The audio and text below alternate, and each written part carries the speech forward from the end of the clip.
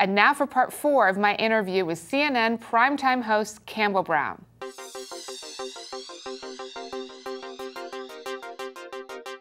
One of the things I wanted to talk about is Katie Couric, because before she was tapped to host the evening news in 2006, you were a substitute anchor frequently for Brian Williams. Tell me about that experience.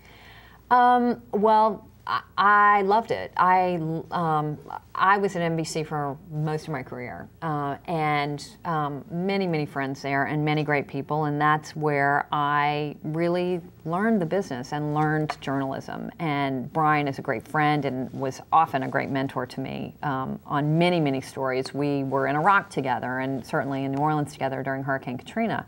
And so, you know, he had to say, yes, this is the person I want stepping into my shoes when I'm gone, and that meant a lot to me.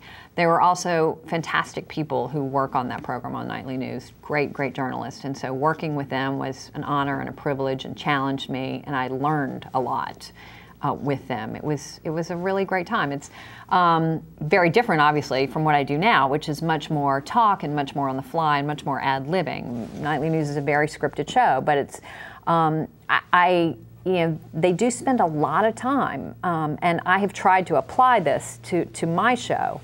During the day, the process is fantastic. There is a lot of debate and a lot of discussion, and it's very rigorous about what goes into that program, editorially speaking. And you know, that's what I try to do on my show, is get a lot of really smart people together and hash it out and really look at all the angles and talk about, you know, what is the most important thing? How do we want to approach this story? How do we try to make it interesting and engaging? And how do we make sure that we are presenting it in the most fair and objective way? And I learned that at Nightly News because that's what they go through each and every night. And I think, you know, I try to take that and apply it to the best I can with it. Would you ever want to return to that? I don't think that that's the direction television news is going. I think for young people especially, cable is where they get their news. It's where I get my news. So I think stylistically, in terms of how I present the news, is a little different than the more traditional way you would see on the evening show, which is more who I am. And I think that the audience going forward is growing in cable in a way that it's not in the broadcast world. I don't think anybody in the broadcast world would argue with me. You know, that was something I certainly contemplated when I was trying to decide what to do. You know, when I left NBC, is sort of where if I'm passionate about journalism, where's the place I want to be 10 years down the road? And for me, that was CNN. I want to get your take on the underrepresentation of women in politics, because women are 52% of the population, yet they only hold 25% of all elected offices. And women are voting in such big numbers. More than 9 million women voted in the last 2 presidential elections than men. But why aren't we seeing, do you think, more women in these positions of power? I think it's getting better. I think there's still a ways to go. I've had this conversation with many women friends many times during the course of this last year in relation to the presidential campaign oh, it was Year of the Woman, Hillary Clinton, Sarah Palin. It was like, and they lost. So why was this Year of the Woman? I mean, it's you know, it's a tough question. I don't think it's that different from women in journalism or women in other fields. As I said earlier, it's just an evolutionary process. And you look at Nancy Pelosi and you see that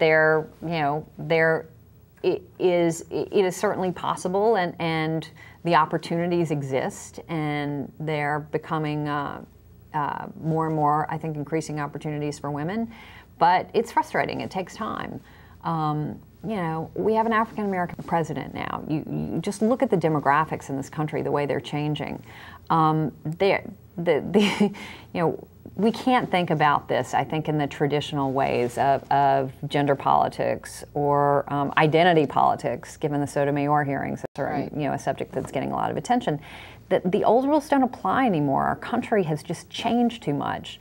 And I think with the successive generations, it's almost automatic that we will look at things differently. And you know, because of the fights that Hillary Clinton has fought, and you know, her generation of women, it becomes less and less of an issue, obviously, for the succeeding generation. So I think it's improving. I really do. I think it's improving too. I think we need to get more women in the pipeline. I think one of the problems is women are taking time off to raise their kids, absolutely worthy, but then they might not be coming back onto the ramp, getting back into the career path, and particularly choosing politics, which is a very rough business. And I don't know the answer to that. I mean, having just come back from maternity leave, have been very fortunate in working for a company that's very supportive of that, letting me go away, have my kid, and come back to work. Not everybody works for a company that is supportive of that. I recognize that. A lot of women have a much harder time, and childcare issues. And you know, I would love to see this president or the next president or whoever, I don't think this is a partisan issue by any means, address some of these issues and make it easier for women to transition back in. But when you have young children, you know this just as I do, you do make choices, right, career-wise. Very hard choices. Very difficult choices in an attempt to find that balance that is oh so elusive.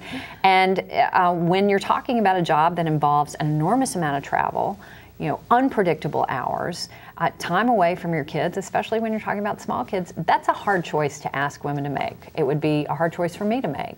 So last question, if you could look in a crystal ball and see yourself 10 years from now, where do you think you would be? Where do I think I would be? What is journalism going to look like in 10 years? I don't know. I mean, I really don't. I expect CNN to be a thriving place. I really do. You know, in large part because, sadly, nobody else is doing what we're doing anymore. I mean, they're just not. And especially as the world globally gets smaller and smaller because of our access to information and the way we communicate with each other. CNN is the only news organization that is covering the world anymore.